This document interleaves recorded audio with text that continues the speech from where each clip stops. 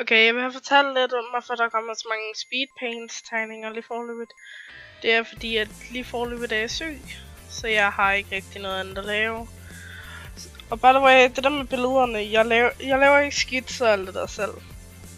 Jeg farver billederne, og jeg laver dem til venner og bekendte. I hvert fald mest bedste venner.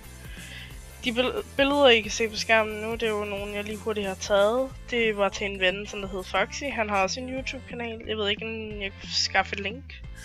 Men her er der nogle tegninger, som jeg selv også har tegnet til ham. Eller malet, hvad man nu vil sige. Men jeg vil bare sige, at det eneste grund til, at der kommer speedpaints lige nu, det er på grund af, at jeg er syg. Så der kommer bare lige de her mange. Så det var bare det. Hej.